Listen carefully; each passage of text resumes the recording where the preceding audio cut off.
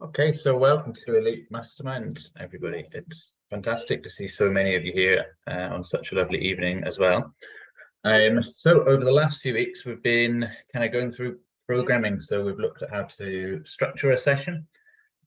We've looked at how that kind of structures into your full week's worth of training. So we've looked at how we can kind of chop and change, maybe exercise selection, weight, volume, this sort of thing, in order to make your week's worth of training make sense and not have your sessions get in the way of the other sessions via, too much strenuous activity all in one go, etc., etc.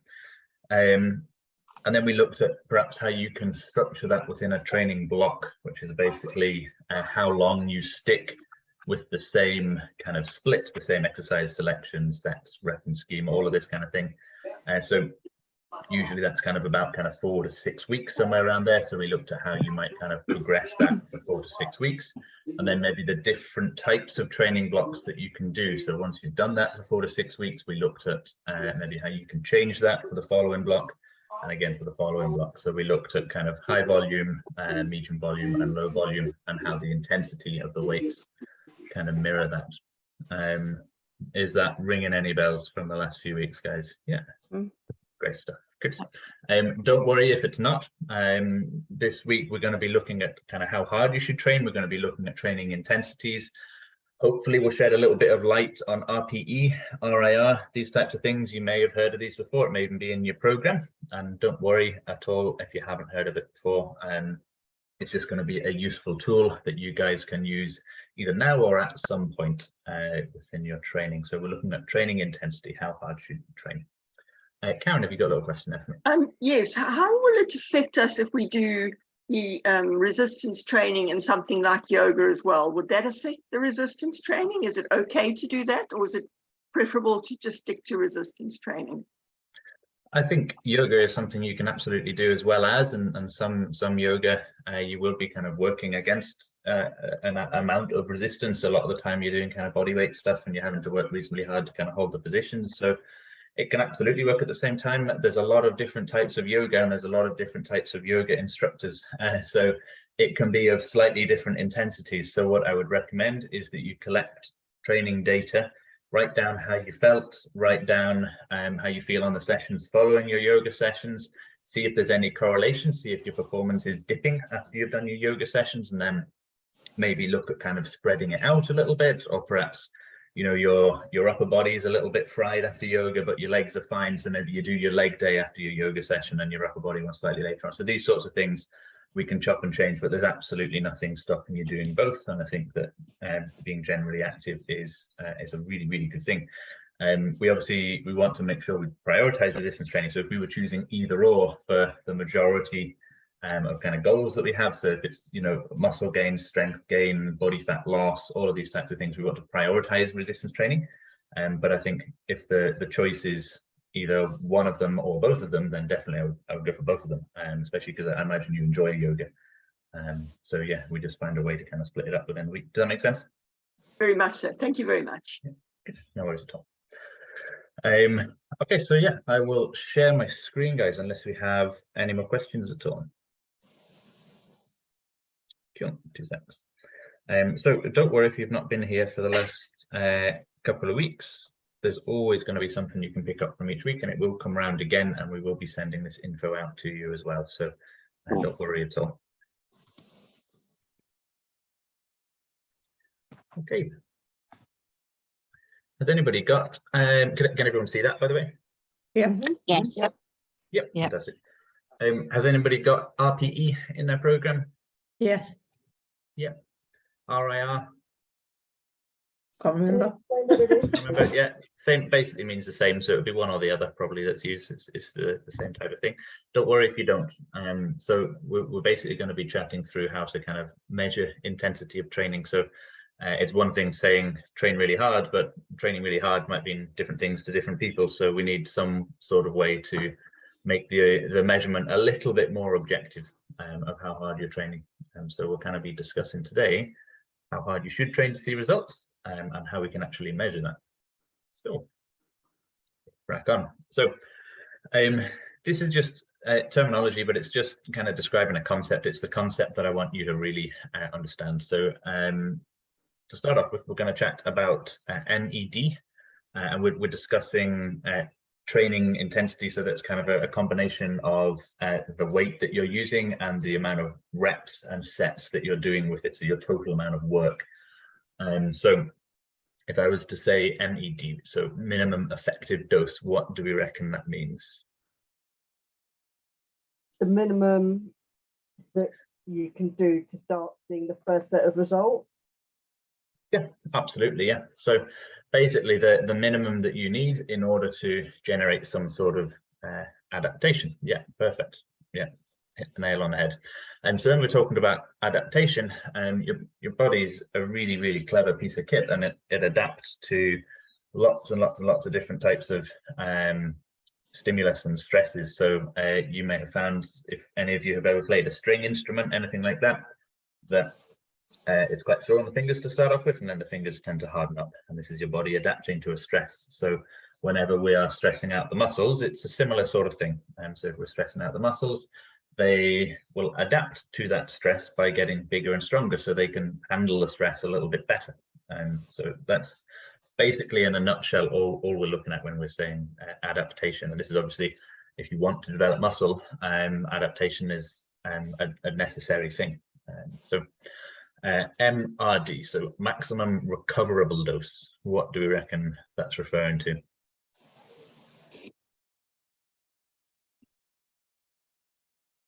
Most you can do without injuring yourself. Yeah, potentially injuring yourself, absolutely. So yeah, no, you're pretty much on the money there. Yeah, so basically how much you can do and still be able to recover from it. So if you can't recover from it, doesn't necessarily mean like injury, but it absolutely could. And if you kept doing it, you're probably heading in that direction. So yeah, I would agree with that. So maximum recoverable dose is basically the maximum amount of total work that you can do. So we're looking at how hard your training overall is, and all sorts of different things can affect how hard it is, like how many sets you're doing, how many reps you're doing, how much weight you're lifting, all on your kind of frequency, which obviously kind of comes into volume as well. But yeah, it's basically how much total work you're actually able to recover from. And there's all sorts of things that can potentially affect your ability to recover. So you might find that at one stage in your life, you're absolutely fine doing a certain volume. Then you might find that you get a new job, which is a lot more hours, and perhaps you're on your feet moving around a lot more, and it's taking a lot more energy out of you. And perhaps it's really stressful. And this is going to affect how much you can actually tolerate and how much you can recover from. So this is maximum recoverable dose. So these two things, these two kind of measurements, or thresholds, we should say, these are different for everybody, and they might even be different for you at different stages of your life. Does that make sense? Yeah, cool. And it is multifactorial, so these things can be affected by lots and lots of different factors. Okay. And then another kind of really useful concept to understand is that as you get stronger, your minimum effective dose increases.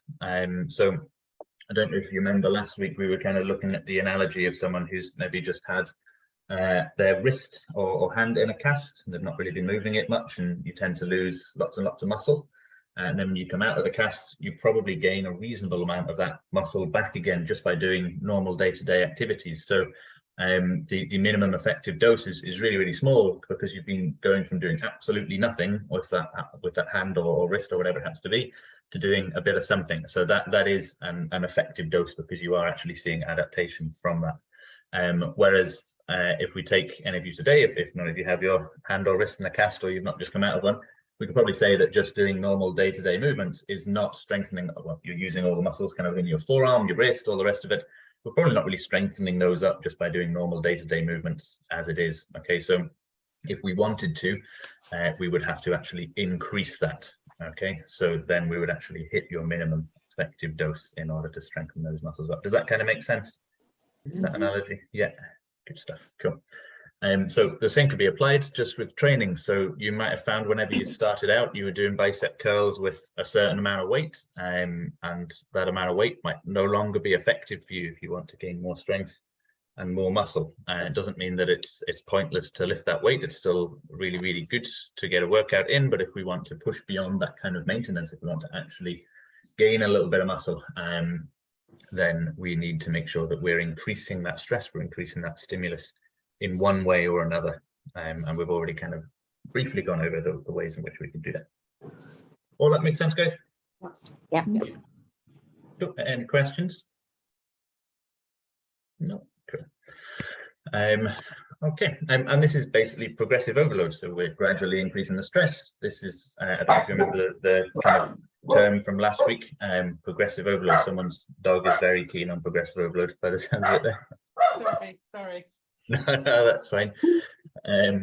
Yeah, so this is basically the term that we use for gradually increasing that training stress, essentially, because we want to continue driving that adaptation in one way or another. So this is basically a kind of timeline. This is an idea of how that might look. So usually throughout a training block. So this is, you've picked your exercise selection, you've picked what days of the weeks you're going to be training certain, body parts, movements, muscle groups, whatever it happens to be. You picked that and you've said, right, I'm going to run this block for about 4 weeks or so, progress it for those 4 weeks. We want to start with an effective dose. We don't want to start below your effective dose. We want to actually start with an effective training dose, but we probably want to start a little bit lower down on that threshold. So we don't want to go into your training block as hard as you possibly can and hit yourself immediately with your maximum recoverable dose. You want to start minimum effective dose. This allows you a little bit of time to get used to the movements that you're doing, get used to the sets and reps that you're doing. Perhaps you've not done high reps for a while. You need to condition to that to an extent. So we start, reasonably easy, reasonably light, but with enough stress to actually drive a little bit of adaptation. And then you could gradually progress the load for about 4 weeks. So this is kind of the timeline that we're looking at the bottom here. So you perhaps just come off an easy week, so a deload. So this is week 1, new block. So we're starting roughly with kind of minimum effective dose around these kind of couple of weeks or so. And we're gradually progressing that load up to the end of your training block, which we've said in this case is 4 weeks. Again, it's just an example. But in this case, it's 4 weeks, and this is roughly where your kind of maximum recoverable dose would be. So we can push right up to that threshold by the end of kind of 4 weeks or so, and then we might deload and do the same thing again, perhaps with a slightly different set and rep scheme like we were discussing last week. So that's just an idea of what that might look like. And obviously, it still sounds a little bit abstract, and we'll get into how we can measure it. But in terms of the basic concept and that little timeline there, how's that looking to you guys? Yeah, good stuff. Fantastic. Okay, so we'll chat a little bit about minimum effective dose. So minimum effective dose sounds kind of like you're not doing much at all. But the thing with our muscle, if you're trying to gain muscle, your muscle has got a really high energy demand. That means it burns lots of energy. Remember, you can always replace the word energy with the word calorie. Okay, it means exactly the same thing. Calorie is just a measurement of energy. Okay, so muscles have a very high calorie demand or energy demand, which is one of the reasons that we want them. However, if we're eating a calorie deficit or an energy deficit, okay, so we're eating, say, less energy than we actually need in order to maintain our weight, then your body's going to want to start getting rid of things that have a really high energy demand or have a really high calorie demand. So if we are in that caloric deficit, energy deficit, we need to give our muscles a really good reason to stick around. So we need to be doing lots of resistance training, and we need to be pushing ourselves hard enough that your body's like, actually, I need those. Keep them, please. We'll get rid of something else. So does that kind of make sense? Mm-hmm. Yeah. So it therefore requires you, as I've said there, to push outside of your comfort zone. So if this is your kind of capacity for loading, okay, and this is your loading here, we always want to kind of keep that loading just a little bit above the capacity, just so we can keep pushing you and keep driving that adaptation. Okay, we don't want to push it way above, because this is when injuries can start to happen, but we do want to be trying to push you a little bit beyond what you have done before. And that is as a general rule. So it's not every single week we always do more than we did the last week. It's just if you measured it on average over a long period of time, you would see that upward trend of kind of progress, weight lifted, total volume, etc., etc. And then in my experience, kind of PTing, and I'm a powerlifting coach as well. I'm a competitive powerlifter myself. So in my experience, coaching people of all sorts of different kind of levels, abilities. So this is, you know, elite athletes to people just starting out. I would say that the vast majority of people who are struggling to get those results, who are struggling to get that adaptation, usually, and again, it is multifactorial, but this is usually a big factor, is that there's not quite enough training stress. And that can be someone coming in training super hard on a Monday, but then perhaps taking the rest of the week off because of X, Y, or Z. And overall, it doesn't quite add up enough to be their minimum effective dose. Okay, so minimum effective dose, well, oh, say again, sorry? So it's better to do little and often rather than one big hit and nothing else. It's better, definitely. We don't want to do one big session and leave it for ages, because then we're basically not conditioned, and then we go in and push ourselves really hard, and this is when all sorts of nasty things can happen. If you're not conditioned, you're not ready to do the things that you're doing, then this is when, you know, injuries and that kind of thing can happen, and niggles can start to happen. So definitely it's better to do, not necessarily little and often, but it's better to do often, I would say. I'll remove the word little. But yeah, it's better to train with a reasonable amount of frequency. So I would say, like, if you've got a mix between, depends on your goals obviously, but for most people, a mix between kind of cardio and resistance training, sort of 3 to 4 sessions a week, something like that, would be usually enough to kind of drive that adaptation. So how long should the session be? A minimum of half an hour, or? It needs to basically, the way to kind of think about it is think about what you're doing right now, and if you do something more than you are currently doing, then you are increasing your overall stress, so you're probably going to drive some sort of adaptation. Does that kind of make sense? If you think about how often do you train right now? I'm doing every day. You're training every day. Okay, cool. And are you kind of regularly pushing yourself outside of your you know, what you have previously done in one way or another? Yeah, to be honest, each exercise is pushing me out of my comfort zone. Sure. So, and have you noticed progress? Are your weights going up? Sometimes I can, depends on what the movements are. Some certain movements I can do a heavier weight, others I can't. It depends on, I've got like shoulder impingement. There are certain movements that I can't do with the heavier weights. I have to use the lighter weights. Sure. Yeah. And have you noticed progress though? Have you noticed that you're doing either more reps, more sets, more weight than you have done previously, say if we look at 3 months ago? Oh God, yeah, more than 3 months ago. But okay. No, I mean, I've kept it to the same amount of reps pretty much every day. I mean, I'm waiting to kind of have my chat with you anyway, my one-to-one and bits and pieces to go through. But at the moment, I'm still working through the sustainable exercises until I get the new lot through. So that's what I'm doing at the moment. So the way to kind of think about this is, so you're kind of progressed over that period. So if we look at 3 months ago, you're like, yeah, absolutely have progressed since then. So this just means, objectively speaking, that whatever you have done is more than your minimum effective dose, because you are now stronger than you were then. So say again? Definitely. Yeah. So it's not so much like you must do half an hour, then that would mean that if you did 29 minutes and 59 seconds, you get nothing out of it.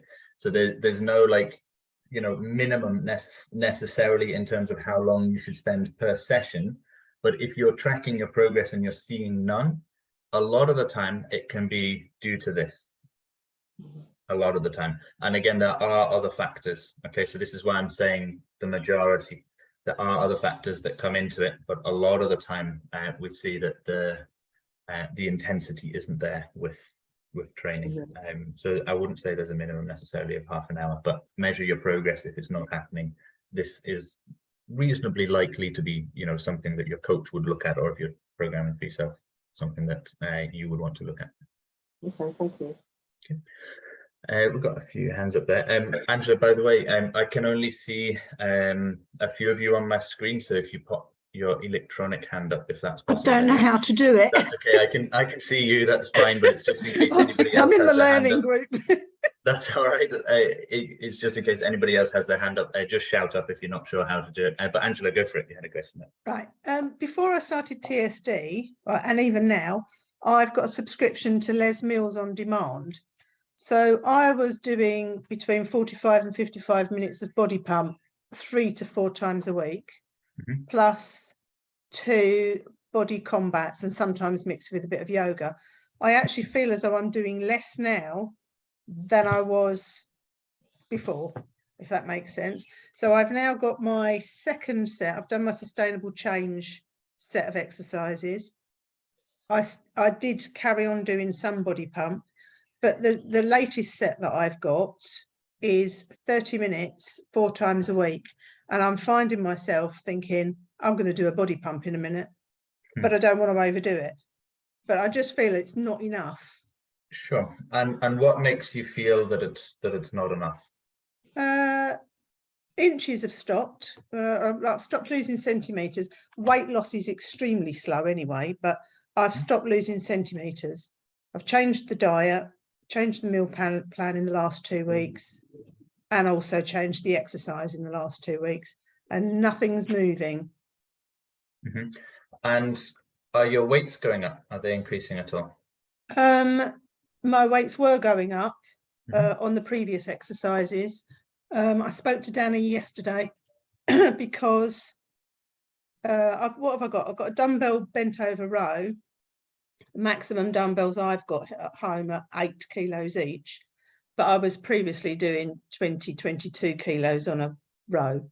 So I'm just going to swap back to the barbell as opposed to the dumbbells, or I could change tempo. Okay.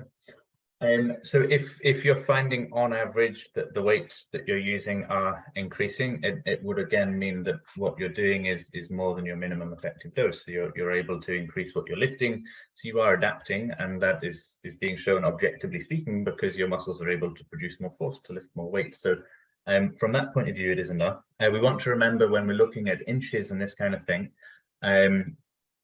this is not just about kind of muscle gain. There's other factors that come into that, which is, your total daily energy expenditure. And gaining muscle is something that can really help that. And if your weights are going up, that means that box, which is a really important box, not just for that, but for a plethora of other reasons, that box is being ticked. And this is kind of what we're kind of running through today is your resistance training side of things. But if you're finding that weight loss is slowing, then there's a number of different factors on top of that as well as that we can look at. But if that's going up and it's improving, then you are doing enough. But if you do feel like you'd like to train harder and you'd be able to recover from that, there's something you can speak to your coach about, and they can absolutely look to kind of push you a little bit more in the workouts. Not necessarily with different exercises, perhaps they would just increase the intensity, increase the sets, reps. Something along those lines. Yeah, does that make sense? Yeah. Okay. Thanks. Yeah. No worries at all. And how do I do the little hand up thing? Is that on? Guys, where's your little electronic hand? Reactions. Reactions. Yeah. Okay. Thanks. Yeah. Cheers, guys. It took me ages to find it, Angela. It probably took me 18 months to find the bloody hand, and then I still sometimes forget to put it up, so I wouldn't worry about it. You can always just shout, guys, if you can't find it, you can just shout at me. That's not a problem. Val, you've got a question there? Yeah, it was you were talking to Leanne and you were asking her if she'd seen some change over 3 months. Well, I'm sort of transitioning from just doing rehab to actually start picking up to a level that I can properly train. I don't want to go 3 months and then look back and see if I've made progress. What is a realistic timescale to see if you are doing, if you are making enough demands on your body? I'm trying now to move out of deficit and into muscle building, as in toning and building muscle. So I won't necessarily stay in a deficit any longer. And I just it's all a bit new to me, this, and it's like a transition as well. I don't want to mess it up too early. So if we're reasonably new to lifting and you're not in a caloric deficit, you're eating all of your protein, and you're, you know, obviously you will probably take some time and make sure that techniques and all the rest of it are safe, and you're kind of happy to push the exercises. But as long as all of these boxes are being ticked at that stage, I would usually expect to see small increases in either sets, reps, or weight that you're lifting within a couple of weeks even. You can see these changes. So provided that you've managed to do all of your sets and all of your repetitions with, you know, reasonable technique, then I think you're absolutely fine to increase that load for the next time. And if you are struggling and it gets to a point where you're actually struggling to lift those weights and they're not really moving anymore, then you can let us know and we can help you with that. But usually if you are quite new to lifting and it's a relatively new stimulus, you probably find that you see a pretty quick adaptation, obviously depending on some of the other factors that we've talked about with regards to calories and protein and sleep and all these types of things.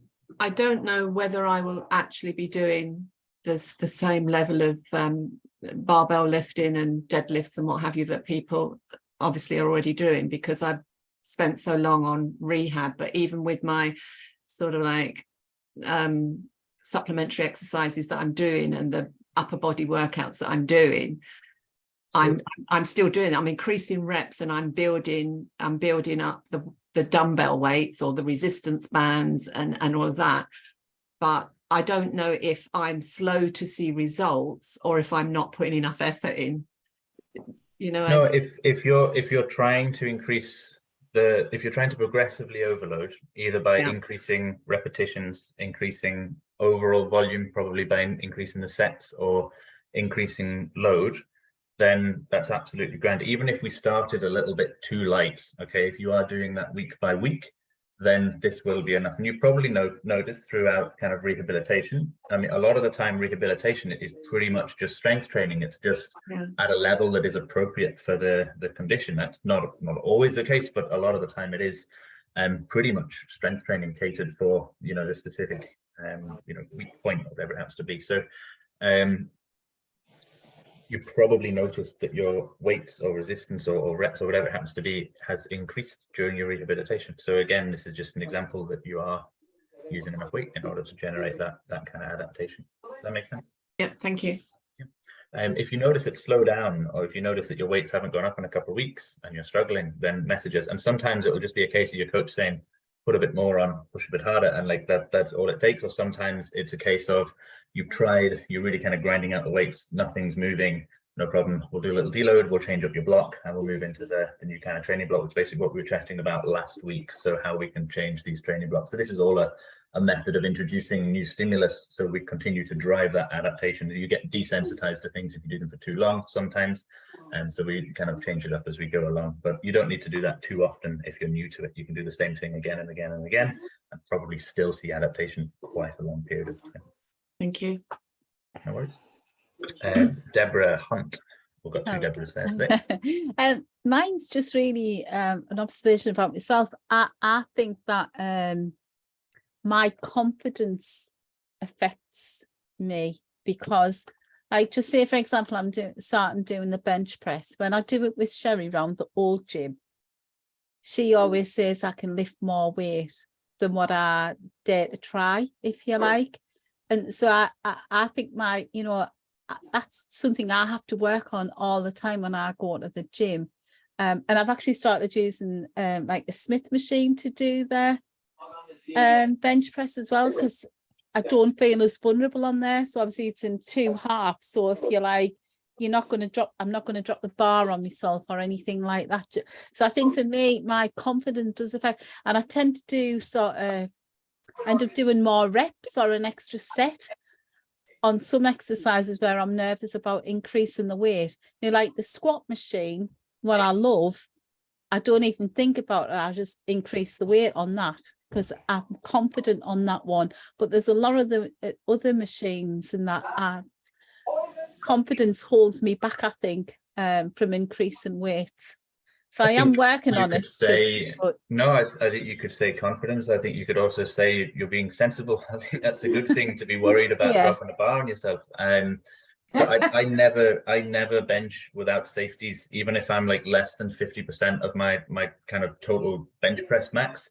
I would never bench without safeties, because even that amount of weight, if I drop that on me, it's a trip to the dentist. So like I will always put safeties in if I'm using a barbell on a bench press. I never do it by myself. I do the Smith machine one by myself because obviously there's nothing to drop, but the prop with the bar, I'm always have somebody with this. If you have safeties in, you can bench by yourself. But the fact is you're self-aware about this. So you're thinking about ways that you can increase, and you're thinking about ways that you can overload. So you are still applying the principles, but you're just being kind of cautious about it, which I don't think is a bad thing at all. I think obviously, you know, sometimes we do need to give you that kind of confidence and that push, and that's fine, that's expected. I think everybody needs that from time to time. So no, I wouldn't worry about that. I think, you know, you are continually progressing. Yeah. Okay, thanks. Stuff. Deborah M. Hiya. I was wondering if you say got with a massive big push your last leg session to 40 kilos leg extension, the next leg session would, let's say before that you did 2 sets of 10, 35 fairly comfortably, and you managed 5 at 40. The next session, would you just kind of warm yourself up mentally doing the 35 again, or would you go straight to 40 now? You've got to 40, so now just start on 40. Okay, yeah, I see what you're saying. So each session, if you're kind of, as soon as you start to get a little bit stronger and you're lifting heavier weights, before you even do set number 1, I would do some light versions of what you're about to do, some slightly heavy ones, some slightly heavy ones, some slightly heavy ones. And the bad news is none of that really counts. This is just you kind of warming up and getting your muscles ready. So you don't want to fatigue yourself too much, but you do want to get yourself ready for what you're about to do. So it's like a specific warm up. If you were about to do a sprint, you'd probably do a jog first just to kind of get yourself moving. Yeah. So same idea there, but in terms of the progress, say if you tried 40 and you had 3 sets of 10, say if you tried to do 40, you only managed 5, you drop down to 35, you manage your 10s on the other one. The following week, I would do exactly the same again. See if you manage more than 5 and then do 35 for your other ones. And you'll probably get to a point where you can manage 3 sets of 10.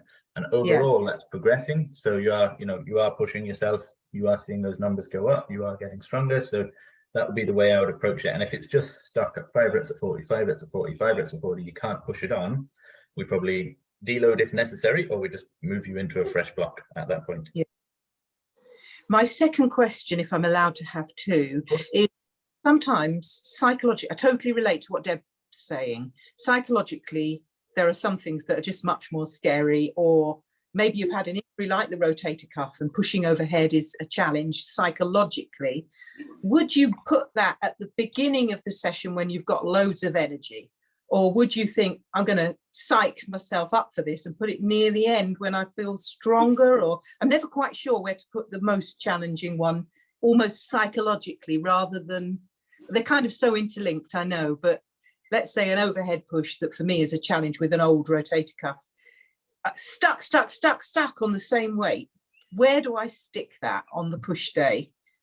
If I were you, I think if something is challenging, whether that's the kind of fear of the movement, or whether it's just really high skill movement that you're doing, or perhaps it's a big compound movement like an overhead press, you're kind of thinking about using lots all at once. I would tend to do these closer to the start of the session, but do make sure that you do a really good thorough warm up. And I'm sure if you've had rotator cuff injuries, you've been shown how to warm that up, how to get that moving, and you're kind of, I assume, do you understand your injury reasonably well? You kind of know what aggravates it, what eases it off, you know how to move in a way that doesn't set it off? Yeah, it's loads better. I started on 2.5 kilos and I could move it once. Now I'm on 30 reps and 30 kilos. It's a totally healed injury, if you like, but it's still a horrible exercise. Pushing overhead. I think one of these things, sometimes we can get pain just because we don't move through certain ranges of motion, and it's kind of, you know, the fear of that movement, it will actually increase the sensitivity of your nervous system, and then when you are moving through that range, you'll get much more kind of, you know, from your pain receptors, they're hypersensitive, so they'll be sending much more signals to you. It's called kinesiophobia. It's just like fear of movement, basically. So if you are specifically kind of scared of a certain movement, or there's a movement you don't tend to do much, we obviously want to regress it to a point that you're comfortable enough to do it and you feel safe doing it, and then progress from there. But the same would apply if you do want to kind of gradually progress in a careful, monitored way. Does that kind of make sense? Yes, I should also say I'm a yoga teacher, so good answer to that question. Oh, yoga wise, yeah, absolutely, no worries at all. Yeah. Good stuff. Cool. Hopefully that answers your question there, Deborah. Yeah, thank you. Rach. Hi, you've answered it really well. I was going to make a suggestion about doing drop sets when you're looking to increase the weight, but keeping your form. And say if you're doing, I suppose it's easier if you're doing bicep curls rather than deadlifts or squats, because it's easier to change the weights. But if you're doing, say 10 kilo bicep curls, and it's getting not easy, it's still a struggle, but you're comfortable with it, whacking it up to 15 and doing 1 set or 2 sets at 15, and then the last one dropping it down to 10, especially if you're doing supersets as well. Mm-hmm.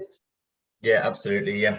So I think, really good point. So things like this, it's a good way just to kind of increase the stress. So this can be a good way of, progressing it. Perhaps you start to do those small like intensification sets, maybe a little bit towards the end of a block. And this is it's one good method of increasing the stress that you're applying throughout your training blocks. Yeah, it's a really good point. And I agree, you probably wouldn't do it with things like deadlifts or squats, because it's a method. Drop sets are a method of training close to muscular failure, which is probably not something that we want to do anyway with things like deadlifts or squats. But I 100% agree. I think things are like bicep curls, maybe even some back movements, that kind of thing, things that are a little bit easier to recover from. I quite like doing it. Well, like is a strong word, but I do it on my leg extensions, and yeah, you can push yourself much closer to kind of muscular failure and still recover from it reasonably well. But I tend to do this towards the end of a training block as I get closer and closer to that kind of maximum recoverable dose. But yeah, really good point. Yeah. Cool. Thank you. All right, guys. So how do we measure intensity? So we've kind of chatted through a little bit about your kind of minimum effective dose. We know we have to push ourselves reasonably hard. So we need a way of measuring how hard we're actually training. So we tend to use the reason that we don't say use this amount of kilos is because you guys can probably think of a time when this has happened. You've gone into the gym or wherever it is that you work out, you picked up a weight and it feels like 3 times heavier than it normally does. Yeah, couple nods there. Yeah, absolutely. So if I just said go and lift 10 kilos for 10 reps, this is going to feel like very different intensities on different days. And this can be things like time of the month. It can be things like stress at work, lack of sleep, you've not eaten enough, you've not drunk enough, you've not had enough protein, etc., etc. There's so many factors, bigger picture things that can impact the intensity or perceived intensity of your workouts. So we can't just say lift this amount of weight. And also some people will be way stronger on certain movements than other people, and probably vice versa for those same 2 people. So we can't just give you exact weights to lift for that reason, because at one point, the weight we suggest for you is not going to be a good weight for you to be lifting. Either it's too light or it's too heavy.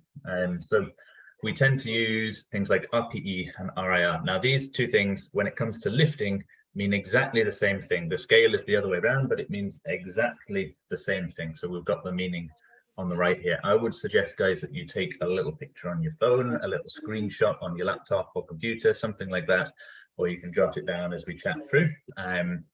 But this is a good little cheat sheet for when you've got RPE 8 on your program, then you can scroll along and see could do 2 more reps, and then you know kind of what it means. Okay, so basically the way we are measuring your intensity is proximity to failure. So proximity to trying to lift it and physically being incapable of lifting it. Okay, and it is quite difficult to know exactly where that is, and it is subjective to an extent. Okay, and other things can affect how it feels and all the rest of it. Sometimes I've picked up a weight and thought that was super heavy, and I've watched it back on the video and it moved like butter. So sometimes that's a good reason to kind of video it and use that as again a bit more of an objective measure. But we're basically trying to collect training data, and we're trying to jot down how hard things were. Okay, and this is just a way to make you saying it was this hard a little bit more quantifiable, right? A little bit easier to understand. That's all this is how hard was it? Okay, it's about RPE 8. That's all we're saying. So if we're saying RPE 8, that means, anybody know what RPE stands for? I've got it here. Rate of perceived exertion. That's the one, yeah, rate of perceived exertion. And I knew it was RIR, something like that. yeah, that's it. RIR, anybody? No. Reps in reserve. Reps in Reps reserve. in reserve. Absolutely. Reps in reserve. That's it. Yeah, perfect. Reps in reserve. So if we're saying RPE 8, this means 2 reps in reserve, which means if you were doing a set, say you've got a set of 10 programmed, okay, you're going to think, okay, what kind of weight would take me to complete muscular failure if I did 12 reps? And that's the weight that you would use for your set of 10. Okay, so you should leave that set of 10 feeling like you could have done 2 more reps if you were pushed to your absolute limits. Okay. Does anybody want to ask about this at all? At what point do you push yourself to those extra 2 reps? You don't. If it's in your program for RPE 8, that's your program or your coach telling you this is how hard I want you to work for that step. Okay. Does that make sense? Yeah. Yeah. So for example, if we were to work you to absolute failure, if that's what your coach wanted, he would say, okay, RPE 10, which means 0 reps in reserve. Okay. Yeah. Okay. So let's work through like a little example. Can I use you, Angela? Can you give me can you give me an exercise that you've done recently in your program? One that is tricky for me. And any exercise at all. Any exercise. The one that I found tricky in the last week is the Bulgarian split squat. Oh, Okay. those are Yeah, they're horrible. nasty. Yeah, they'll get you. Yeah. Okay, so how many reps did you do on your Bulgarian split squat on one side? I did all the reps, but How many? How many did I do? I haven't got my workout sheet in front of me. I think it was, hang on a minute, I've got it here. That's okay. It's on my iPad. I did it, I sent you a video. I did it when I was camping, and I did it on the caravan step, and it was a bit easier. Video. Yeah. When I got home to the gym, I tried doing it on the bench, and it was a killer. So I assumed that the bench was maybe too high. So I dropped the weights, and I used a barbell as a support, and then I did body weight, and then I picked up a couple of lighter weights. So it says 3 sets, reps 12, intensity RPE 8. Okay, cool. So you did 3 sets of 12. So if I was to take one of those sets, so say your first set of 12, how many more reps, if you were pushed to your absolute limit, do you think you could have done? None. It was a bloody killer. None? No, I'll have a look tomorrow. How many? So if somebody was there and they said, I'll give you £1 billion to do 2 more reps, do you think you would have managed 2 more reps? Probably. Yeah. Okay, cool. So if I use that same analogy and said 2 more, how many more reps do you think you could have gone? So if you're pushed absolute limits, how many more do you think you absolutely could have done? 2 or 3, I would have said, on each 2 or rep. 3. Okay, so that basically means that you were working at an RPE 8 or an RPE 7, so somewhere around there. Okay, and your program said RPE 8, so that means that you worked at the intensity that the program called for, which is really good. So if you go through that same thought process and you think, I could have done another, 6 reps there, yeah, then we're probably thinking, or say if I could have done another 4 reps there, for example, just because my scale isn't that big, so I'm going to use 4 as an example. Then we'd probably say, and your program said you should have been working at an RPE 8, then 4 reps in the tank, that's an RPE 6. So we're probably not pushing ourselves hard enough. So we would bump it up to what the program calls for. So you'd make a little note, right? Felt like an RPE 6 program says RPE 8. So you'd say, right, okay, next week I'm going to hold a little bit of weight so I can work a little bit closer to what the program's calling for in terms of RPE. Okay. And the flip side of that, if you felt that you could have done absolutely no more, then we probably want to find a way of regressing it for the next week if the RPE is the same. And so that's all RPE is basically. So hopefully that kind of making a little bit more sense. Thanks for that, Angela. Appreciate it. Yeah. Val, you've got a question there. Sorry, I listen to this, I read it, I think I've got it, but I don't. No worries at all. Let's run through an example with yourself then. We'll do the same thing. So give me an exercise that you've done recently. If I'm just doing, say I'm doing a goblet squat. Okay, have you got those in your program at the moment? I'm doing them at the moment, yeah. Great. How many repetitions were you doing, say on your first set? So I'm doing 12 repetitions. 3 okay, sets cool. of So 12. 3 sets of 12, fantastic. Okay, So again, kind of same question. So at the end of that first set, how many more reps do you think you could have done if you were pushed to your absolute limits? You did as many reps you could possibly do before you couldn't stand up again. I probably could have done the same amount again on the first set. Okay, cool. So we're working then at kind of, you know, less than an RPE of kind of 0 then in terms of the intensity. So we probably know that we can bump that up quite a bit. So you're working with 12 reps in reserve, you're saying, if you could have done the same amount again? On the first set, yeah. On the first set, for sure. So you'll know next time that in that same kind of program, does it have an RPE on your program? No, because it's all rehab that I'm doing. Okay, for physio, sure. yeah. For sure. Okay, cool. So your physio will guide you on the intensity, and perhaps they want you working with about 12 reps in reserve. But if we are looking to kind of build strength, often we would be working a little bit closer to failure there than having 12 reps in reserve. So with that in mind, obviously run this by your physio, but we may want to increase the resistance the next time. Does that make sense? Yeah, it's just that I'm sort of going solo with this at the moment, and I mean, if I could, what I've been doing is I've just been pushing it to 4 sets. To 4 sets. Okay, good. So that's good to increase kind of volume. That's one way of progressively overloading. But usually, if we're wanting to kind of gain strength in the appropriate tissues, which I imagine is what physio was hoping to do with the exercise, we probably want to increase the resistance there to an extent. And again, make sure that this is kind of, you know, check physio notes, that kind of thing, or if you do have another physio appointment, you can chat to them about it. But usually we're trying to gain strength with movements like this, which probably means that one way or another we want to try to increase that resistance. And it sounds like if you could have done another 12 reps, then the scale tends not to even go that far. So we probably want to increase that resistance. So you maybe feel next time like you only have maybe 8 reps left in the tank, and then maybe increase it the next time so you feel like you've only got 6 reps left in the tank, and then we can work kind of slightly. Could you just repeat the thing you said at the beginning about how it actually works for me though, please, so that I can sort of write it down, get it in my head? Sure, no worries. Yeah, so you said, so I basically asked you at the end of that set of 12.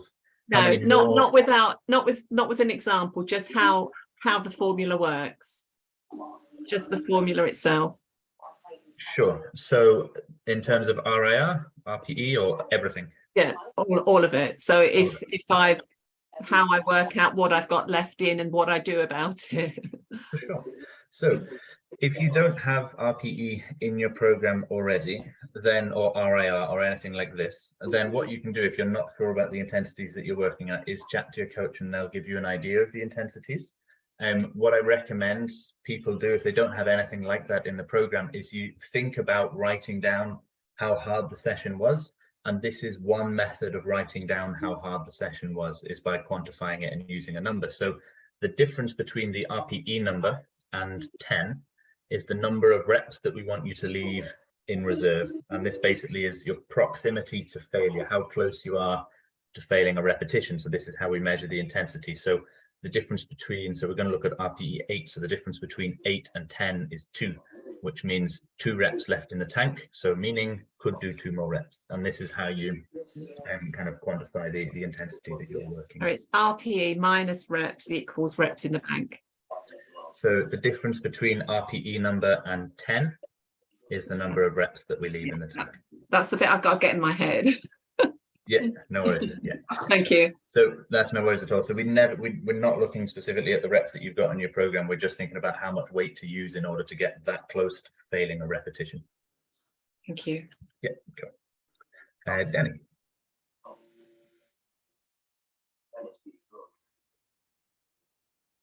Oops. Oh, sorry. No, I'm doing all this on my phone at the moment, so it's not really easy. I don't have RPE or RIR or anything like that. Because I use all machines. You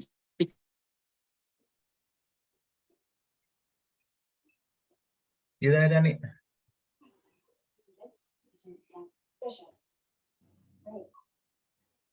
Can everyone hear me okay? Yeah. Yeah. Yeah, okay, no worries. Yeah. Penny's frozen. Let me 10. just, sorry, we missed you there, Denny. I think your Oh. Wi-Fi cut out. Yeah, sorry. Have No, you got that's me fine. now? Yeah, so Yes. you were Ah. saying you were using machines? I use machines basically because of my balance. Mhm. And at the moment I've been doing 3 sets of, like, for example, leg extensions. And I found because I've only just come back into doing it, I started at a lower weight and I'm working my way up.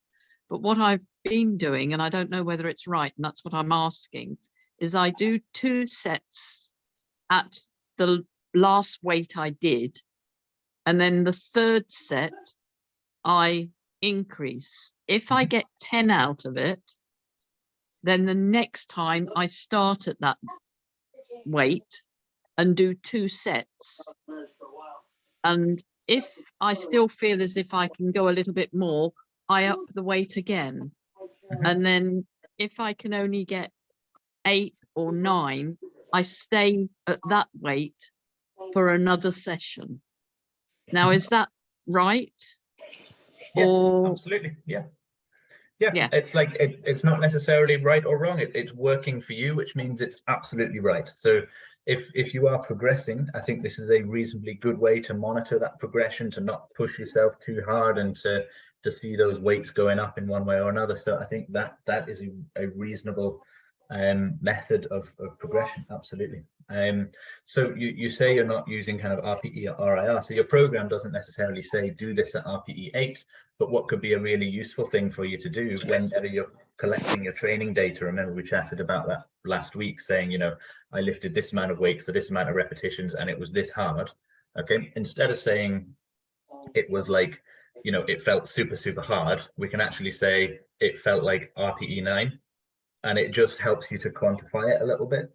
So you can actually use this in your own training notes. So that's all it is. It's just, if you're saying RPE 9, you're saying that was really hard. If you're saying RPE 5, you're saying reasonably easy. You know, you're pushing yourself, but it was reasonably easy.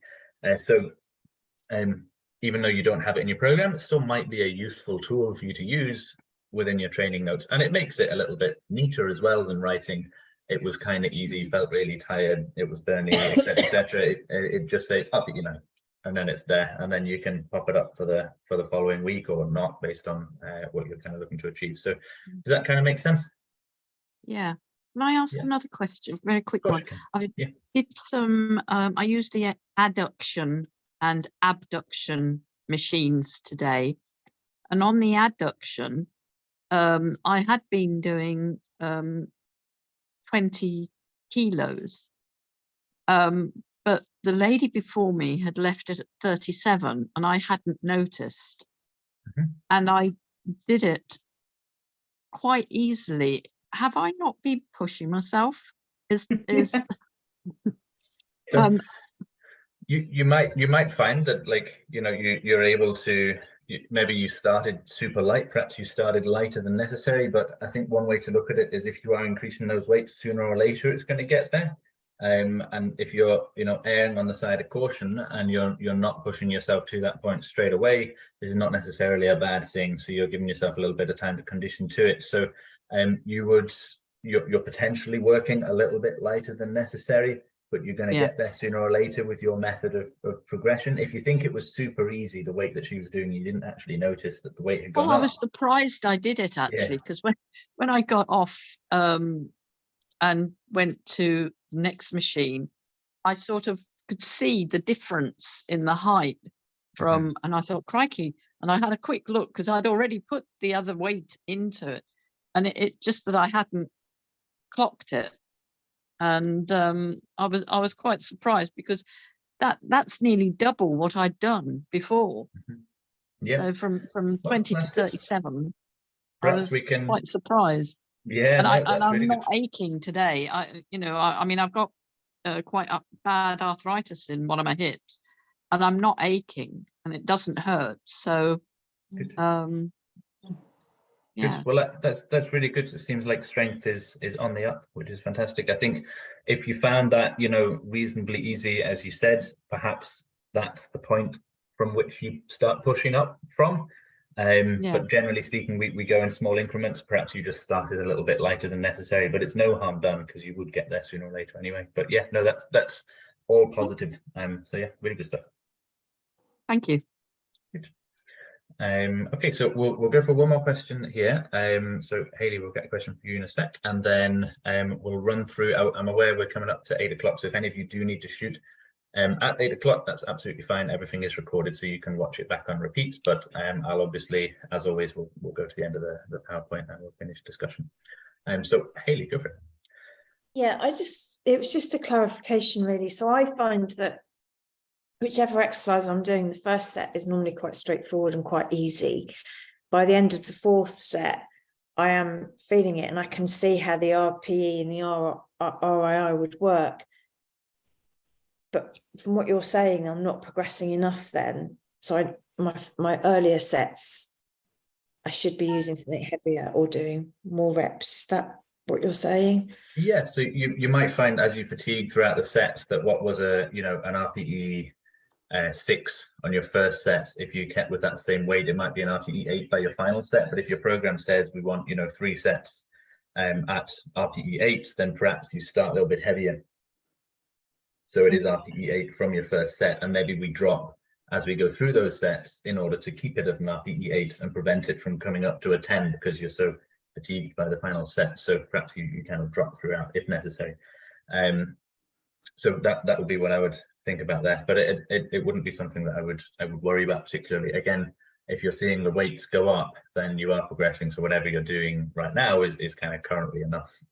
But this is just a method of measuring that intensity and giving you an idea of how hard you should work. So what you've done there is a really useful exercise. It's a useful thought process. You've said, right, my first set's probably more like an RPE 5, RPE 6, something like that, would you say? Yeah. Yeah. So you've got 4 or 5 reps left in the tank, yeah, and then it's more like an RPE 8 by the final set. So you've actually now thought about how hard you were working, and you're thinking about, okay, maybe I should make an adjustment for next week. So like, without maybe realizing that, maybe you did realize that, but you've just kind of gone through that exercise that I was getting a couple of the other girls to go through. So this is what we want you all kind of thinking about, is how hard was it? What the exercises that you've just done, how hard were they? And thinking about what changes to make the following week with that data in mind. Yeah, I think my problem has been that I've been using this, but I've been looking at it as the whole exercise, so the 4 sets. And by the end of the 4th set, I've been aiming for, because you said last week or the week before about on the more accessory movements. That we should end up being at a 0 really. We should end up having more than, but for the more compound movements, having some left in. So I do work it, and by the end of it, I am like, I've got nothing. I couldn't do another set of these. But I'm working that on the whole group sets, not the individual sets, if that makes sense. But I that gives me something to work with now. So thank you. Brilliant. No, good stuff. No problem at all. All right, guys, great stuff. So this is basically exactly what we went through last week, but we're just kind of bringing it up again. Now you've got a better idea of what reps in reserve means. So this is an example of a 4-week block. Okay, that's all it is. It's just an example. It's not the only way to do it, but this is just applying the principles that we've just been through to your 4-week training block. Okay, so let's say you know what exercises you're doing and you know how you're splitting that up throughout the week. Okay, and you're just going to repeat that week for 4 weeks, and this is how your intensity might increase. So strength development movements, so we've kind of said there, strength development movements, things like squat, bench, deadlift, military press, so high skill, heavy movements or heavy lifts that lend themselves particularly well to strength training, to overall development of strength. So these are your movements like squats, bench, deadlift, military press. We don't want, and this is what Hayley was just chatting about there, we probably don't want to be pushing these movements quite as close to failure, because there's more going on whenever we're doing that. There's a lot of muscle groups involved, so perhaps we end up pushing one muscle group that's involved to failure and the other one's not so much, and it can result in slightly less efficient techniques, and then your body gets used to doing less efficient techniques, which is not a useful thing when you're trying to move heavy weights efficiently from A to B. So this is one of several reasons why we might not want to push these types of heavy movements quite as close to failure as we might use your kind of accessories. So things like your bicep curls, maybe your rows, leg extensions, hamstring curls, all of the movements where we're not using loads and loads of muscles and joints all at once. So week 1, strength development movements, maybe 4 reps in reserve could be what we're looking for. And then we progress that to 3 reps in reserve the following week, maybe 2 to 3 reps the following week, and then maybe 1 to 2 reps in reserve for the final week. Okay, so we're less and less reps left in the tank as we're going through. So it's just a way of saying go heavier week by week for the duration of your block, but don't go quite to failure on these big, heavy, high skill compound movements. Okay, and then we look at your accessories. So as we were saying, things like bicep curls, rows, hamstring curls, maybe hip thrusts. It is kind of compound, but it's not too high a skill movement that you probably find that you don't have to think about it as much as perhaps some other movements. Yeah, all of these types of movements, slightly lower skill movements that you don't have to think about too much. You can push a little bit closer to failure. So perhaps you start at kind of 2, maybe 3, 2 reps in reserve, something around there. Okay, so 2 reps in the tank, and we gradually progress that for the 4 weeks to kind of 0 to 1 rep in reserve. So you can imagine if we look at bicep curls, you're doing your set and you're pushing to the point where you only have 2 reps left in the tank. Okay, so 2 reps left in the tank means if you were pushed to your absolute limits, you'll be able to grind out another 2 reps and that would be it. So that's what that means. And this is kind of what I mean by starting the block. When we say start reasonably easy, 2 reps in reserve, it's not that easy. It means you're working quite hard, but because it is a reasonably easy exercise to recover from, we can push it a little bit closer to failure than your big heavy compound movements. So it's just an example that we've tried through there. Does that make sense? More or less? Yeah, good.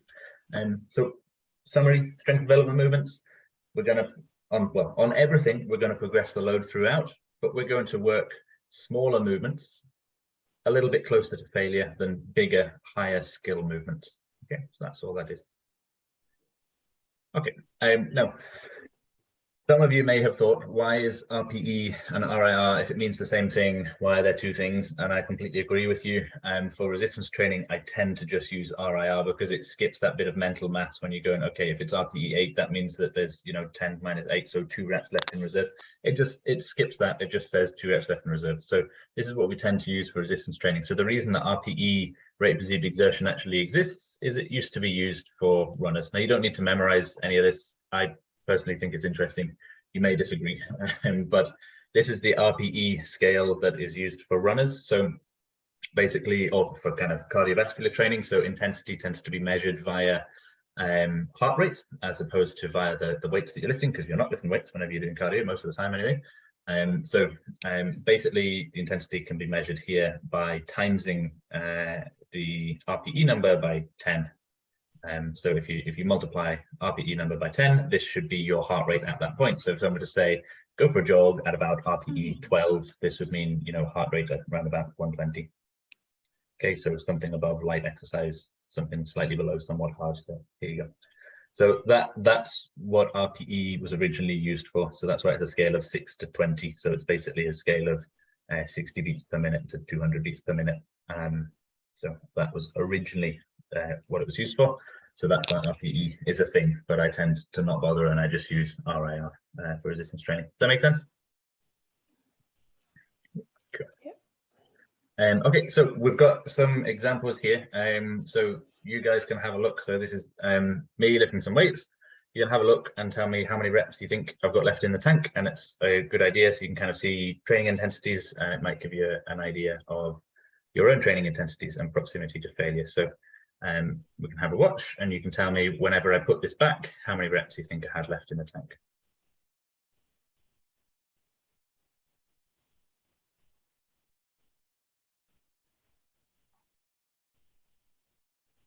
Okay, so how many more reps do you think I could have done if I was pushed to absolute limits there? 2. 2. 2, 3, something around there. Yeah. Hope you have no faith in me, guys. Yeah. So this is based on training data. So I actually did an AMRAP following this set. So this was as many reps as possible.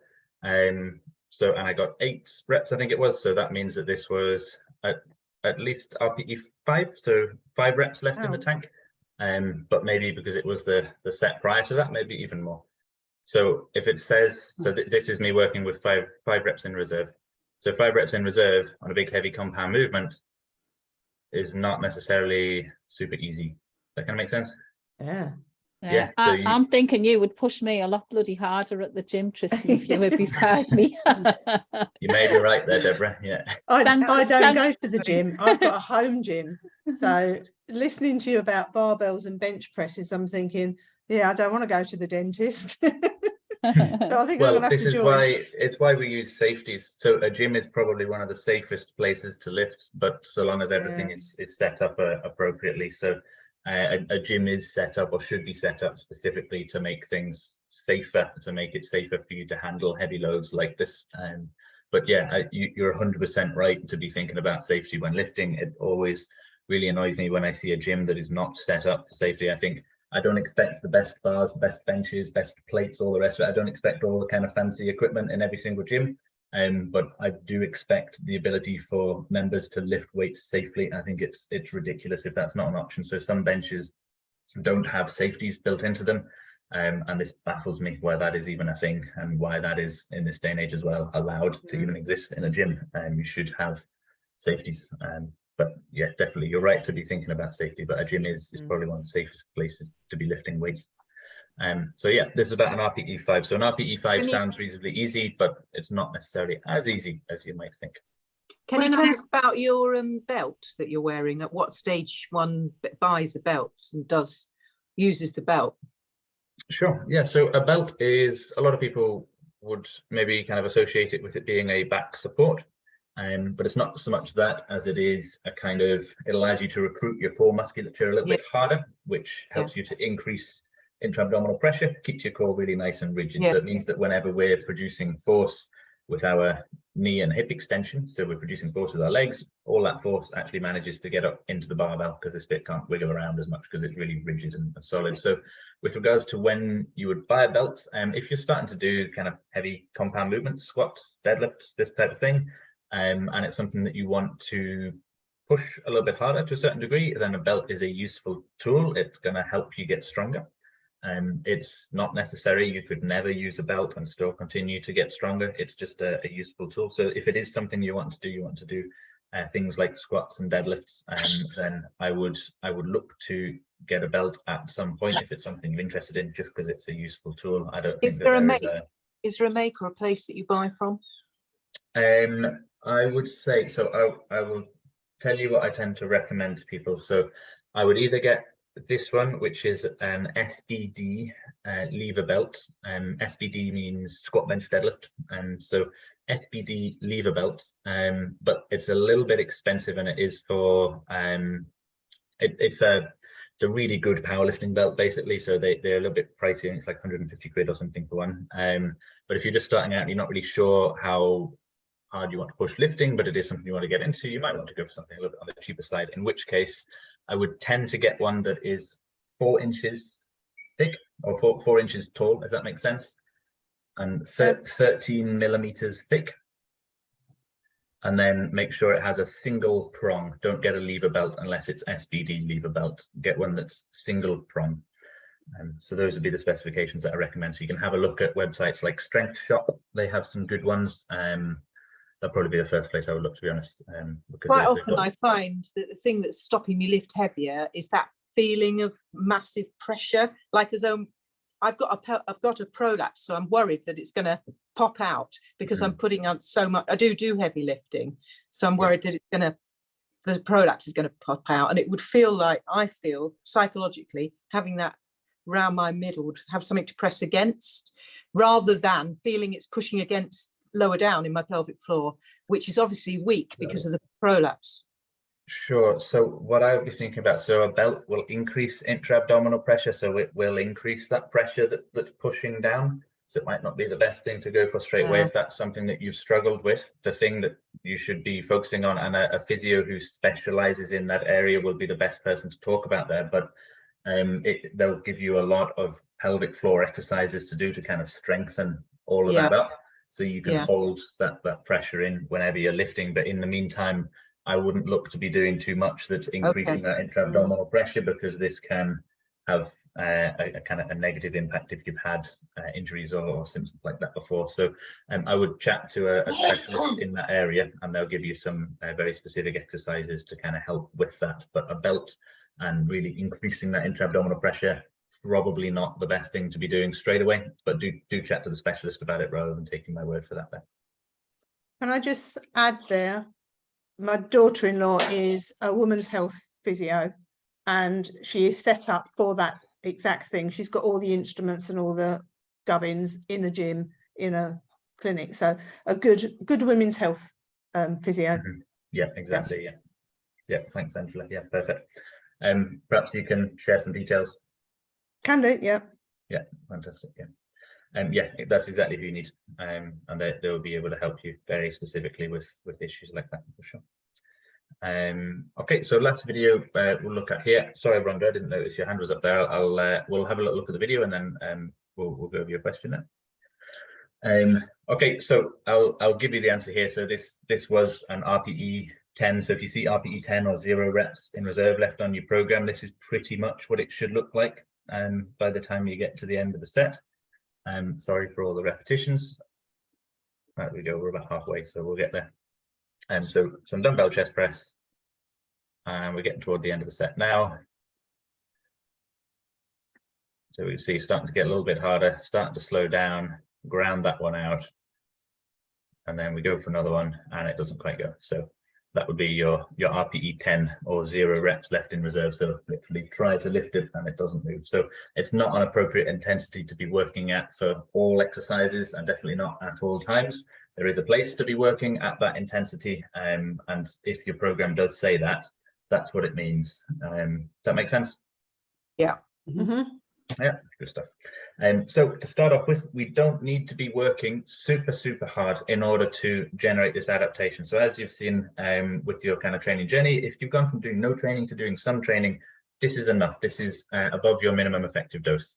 As you start to get stronger, you are going to have to increase that, and you'll probably have to increase the intensities that you work at, so the proximity to failure that you work at. So as you get stronger and stronger, maybe a couple of years down the line, there's a lot of research out there that suggests when it comes to hypertrophy, so this is within your kind of accessory movements, this type of thing, we probably want to be working somewhere between 3 and 0 when it comes to how many reps you've got left in the tank, which means working pretty hard most of the time. And usually progressing your blocks from 3 to 0 over a kind of 4 to 5 week period.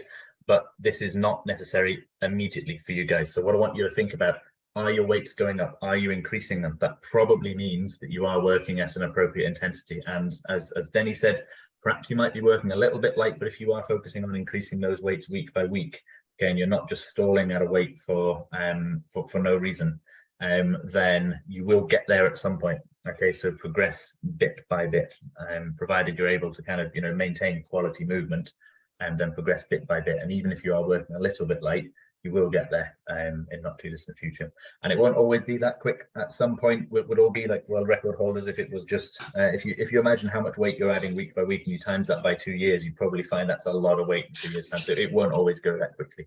But hopefully this gives you guys a little bit of an idea of the intensities that we might want to be looking at working at. Okay.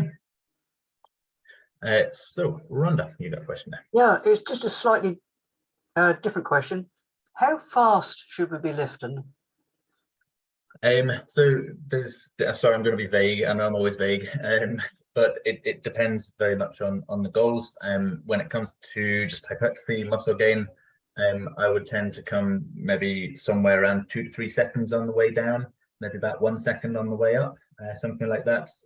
You want to be reasonably explosive on the way up, but there can be reasons for slowing that down as well.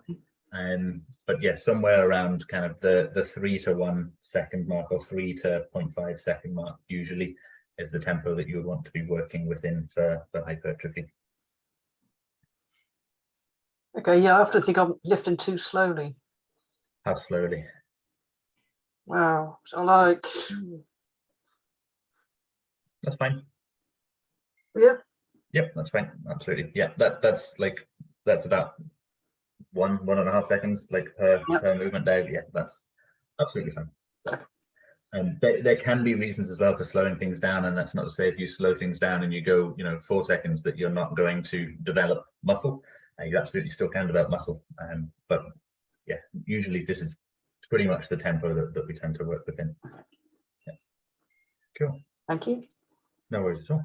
All right, guys. This is for hypertrophy, by the way. So if somebody is looking at plyometrics, or they're trying to condition tendons or whatever it has to be for specific activities, you might want to think about explosive movements where we're actually moving significantly faster.